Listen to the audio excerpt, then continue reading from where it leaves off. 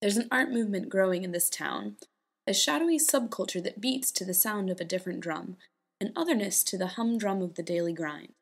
We went to see Jeremy Noonish, a locally based filmmaker with big dreams and small films.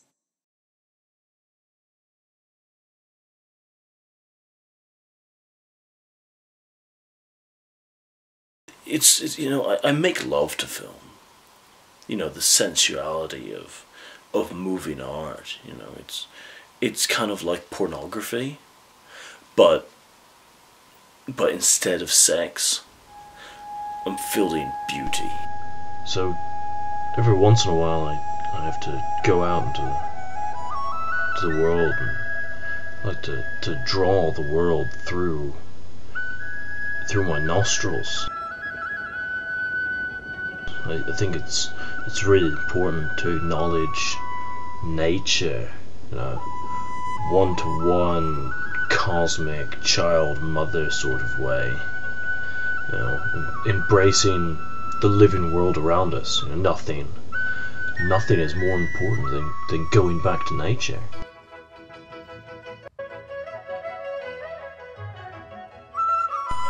Getting a bit of zen in your life.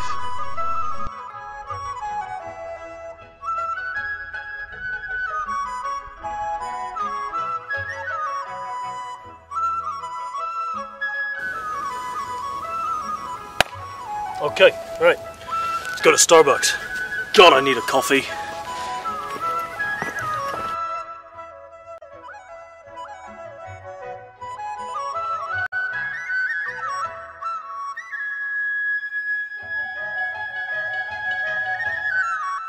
So Stutter Steps, yeah.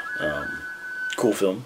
I thought, it's as the name suggests, it's kind of a provocative portrayal of man's feeling of inadequacy in this large, chaotic, unfriendly mess of a world, and it shows our inability to influence our lives as much as we'd like, if at all, basically. I mean, do we?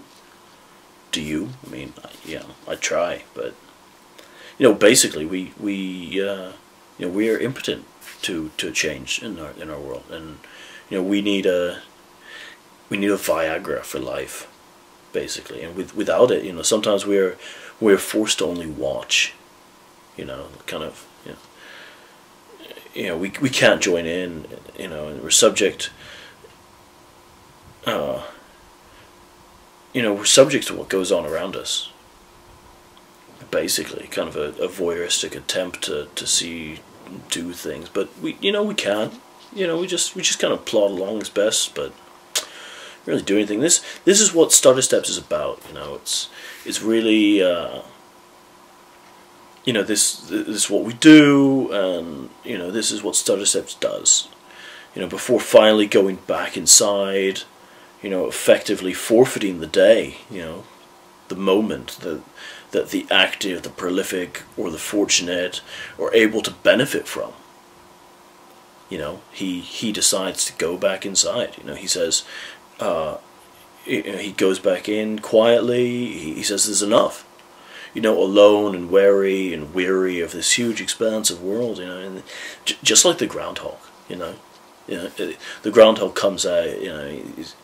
And he's testing for early spring, and before deciding that it isn't still in fact winter, and so. Hopefully when he tries again, the world will be a more hospitable place. But for now, he's stuck going back inside to the womb of the house, that is our confines of, we're stuck, basically. It's okay. It was one of my early films. It is what it is. It's good for what it is. It's okay. It's got passion. It's nice. I would describe myself as someone who gives birth to artistic, visual movement through the magic of the camera and presentation. That's important. Runner, or probably be called Runner. Maybe with a subtitle like Runner, Man Runs. this, something that's provocative, something that's really deep, something really heartfelt, something that will, people ask questions about, what does this mean, and really have different theories about it, competing theories, and, oh, did he mean this, did he mean that, what does that mean, I'm not afraid to push the envelope here. I want to push the envelope. I really want people to look at titles and say, wow, what does that mean, in the opening credits, screw convention, right? The revolution is here, man. Film will thank me. Eventually, I hope. Yeah. So basically, the runner, he wakes up. He's starting to run. Waking up is like birth. We wake up and there's essentially alien world. We try to make sense of it. This crazy mixed up world that we wake up into, and will we ever make sense of it? No, probably not, but it's mixed up crazy shit on shit world, man. And babies are being born every day without being asked if they want to. What kind of shit is that? The runner, he represents all our fears of death, even if that fear is on the subconscious level. It's still there, and we still all run, or we rush towards it. We run headlong towards it, because at the end of basically at the end of any enterprise, what do we want to do? We want to lay our heads in the sand. How many seas, right? And rest and relax. To know that we're finished, and that's really what death is. It's a release. It's a release of pressure, in case of an emergency. And it's really earthy like that, and yet it's also, it's also so deep and ethereal. That sort of thing. Death. Death.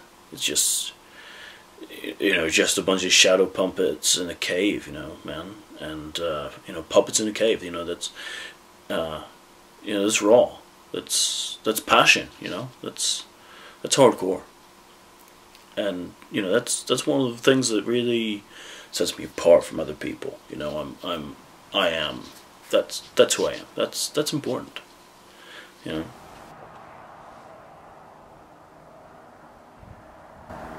Okay. Is that good?